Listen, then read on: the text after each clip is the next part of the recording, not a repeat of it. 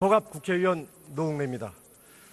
저는 오늘 수십 년 적폐를 청산할 과제로 70년대 박정희 정권이 불법으로 조성한 스위스 비자금의 실체를 밝히고 이를 조속히 환수할 것을 정부에 촉구하고자 이 자리에 섰습니다. 미 하원 국제관계위원회 공식 보고서인 플레이저 보고서는 스위스 은행 등에 있는 박정희 비밀 계좌의 실체를 밝히고 있습니다.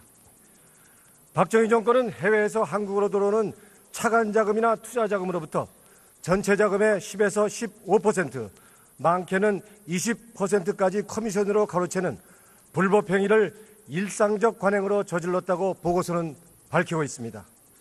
1979년까지 우리나라의 외채 누적액은 총 263억 달러, 불법으로 조성한 비자금이 적어도 26억 달러 이상일 것으로 전문가들은 추적하고 있습니다. 이런 비자금은 스위스 최대 은행인 유니언뱅크 등의 여러 사람의 명의의 비밀 계좌를 개설하고 이를 통해 입금되었습니다. 이우락 정보부장의 아들 이동우는 스위스 은행 비밀 계좌인의 관리인은 이우락이며 비밀 계좌의 실제 소유는 박정희라고 진술했다고 보고서는 증언합니다. 박정희 정권은 1971년 미국의 석유회사 걸프사로부터 300만 달러의 비자금을 스위스 유니언뱅크 비밀 계좌로 받았다고 보고서는 확인했습니다. 1971년 칼텍스는 100만 달러, 일본 4개 무역 상사는 120만 달러를 제공한 사실도 보고서는 기록하고 있습니다. 걸프사는 호남정유 사장 서정기 명의의 스위스 유니언뱅크 비밀 계좌에 20만 달러를 입금시켰고 은행 계좌도 공개됐습니다. 은행 측이 이우락의 사위 정화섭에게 통보한 입출금 내역서입니다. 명의만 서정기로 되어 있고 이우락이 관리하는 비자금 계좌였던 것으로 드러났습니다.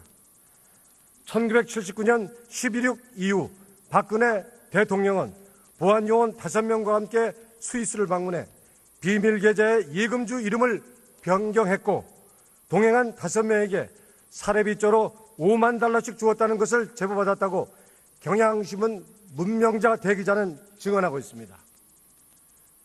박근혜 대통령의 비선실세 최순실은 박정희 스위스은행 비자금을 세탁시키기 위해 1992년부터 독일의 페이퍼 컴퍼니를 세우기 시작해 지금은 페이퍼 컴퍼니가 기백개에 이르고 세탁되는 비자금이 수조 원대 규모로 추정되고 있습니다.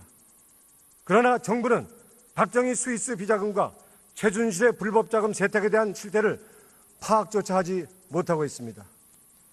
한국에서 해외 조세 피난처로 빠져나간 자산은 총 888조 원에 이르는 것으로 조사됐습니다. 정부에 강력히 요청합니다. 박정희 스위스은행 비밀 계좌의 실체, 박정희 비자금 가차명 계좌의 존재 여부, 계좌 변동 상황에 대한 정보를 스위스 정부에 정식으로 요청할 것을 촉구합니다. 특히 박정희, 박근혜, 이우락, 서정기 등의 명의로 된 가차명 계좌 유무를 확인해야 합니다. 정부는 이와 함께 최순실이 박정희 비자금 등을 세탁하기 위해 만든 것으로 보이는 독일의 페이퍼 컴퍼니 등에 대한 정보를 독일 정부에 협조 요청하고 불법 자금 세탁 과정을 조사해야 할 것입니다. 다시 한번 정부가 권력형 해외 부정 축제재산 환수에 적극 나설 것을 촉구합니다. 감사합니다. 수고하셨습니다. 다음은 자유한국당 비례대표 김순예 의원 나오셔서 발언해 주시기 바랍니다.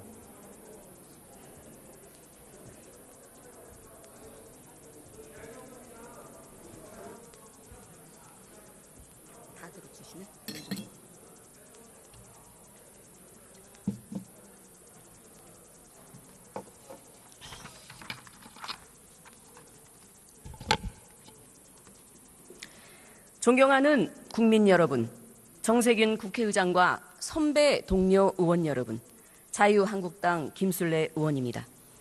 저는 오늘 야당의 당리당략적이며 선동적인 행태에 대해 충언을 드리고자 이 자리에 섰습니다.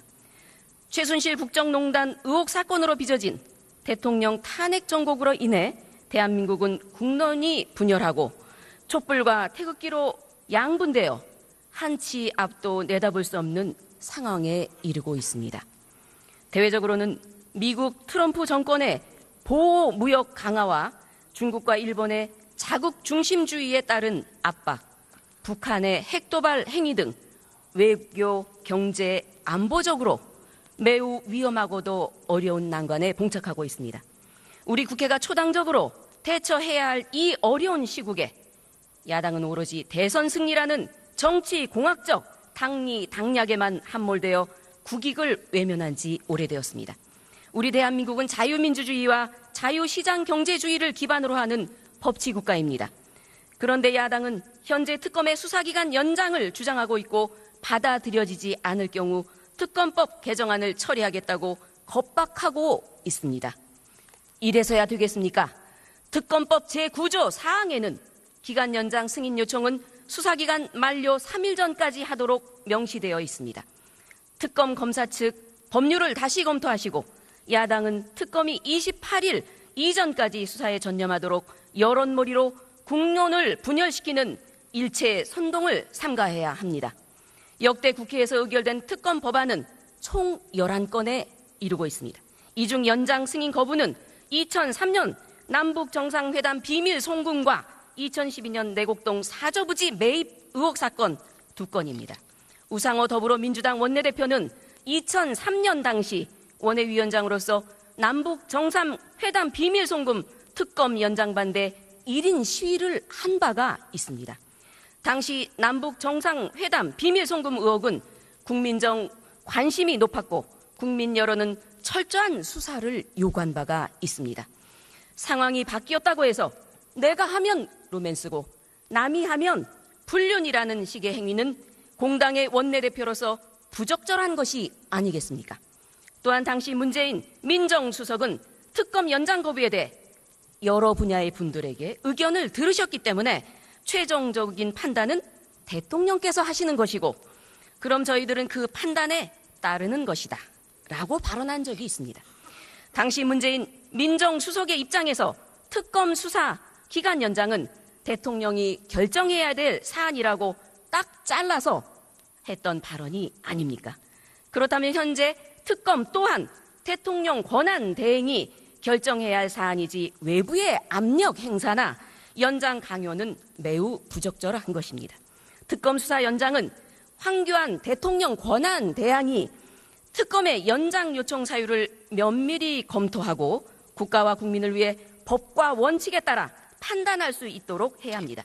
사랑하는 국민 여러분, 그리고 선배 동료 여러분, 최순실 국정농단의 의혹과 사건에 관련된 고용태 녹음 파일은 대통령 탄핵 심판의 핵심 증거로서 국민적 관심이 매우 높습니다. 하지만 헌법재판소는 고용태 소재 파악이 불가능하다는 이유로 증인 채택 결정도 취소한 바가 있습니다. 특검은 고용태 일당에 대해서는 수사도 안 하고 녹음 파일을 확인하고서도 소환 조사를 제대로 하고 있지 않습니다. 이게 특검 수사의 형평성입니까? 야당과 특검의 논리대로라면 고용태는 최순실과 공동 전범의 관계입니다. 피의자로 구속함이 마땅한 것입니다. 특검이 시간적 여유가 없어서 수사를 안 하겠다면 검찰이 나서서 국민적 의혹이 없도록 철저한 진상 규명에 나설 것을 황교안 대통령 권한 대행께 강력히 요구합니다. 국회 차원에서도 증거 인멸, 은폐 의혹, 특정 사업 이권 챙기기 의혹, 정권 파괴 및 헌정 파괴 의혹, 언론과 방송 조작 모의 의혹 등 고용태 국정농단 사건에 대해서도 청문회 개최와 진상조사위를 구성해 국민적 의혹을 해소해야 합니다. 야당에서도 국정농단 의혹 사건에 대해 철저한 조사를 계속 요구하고 있기 때문에 자유한국당의 요구와 부합된다는 점에서 찬성할 것이라고 굳게 믿고 있습니다. 야당이 소위 대세론에 취해 정권 교체를 위한 도구로 고용태를 이용하려 한다면 이는 국가적 불행이요 국민적 불신만을 키울 수 있다.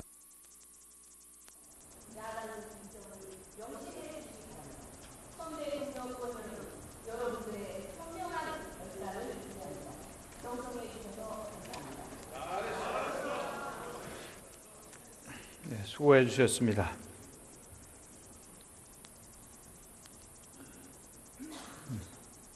다음은 전북 전주 갑 출신의 국민의당 김광수 의원 나오셔서 발언해 주시기 바랍니다.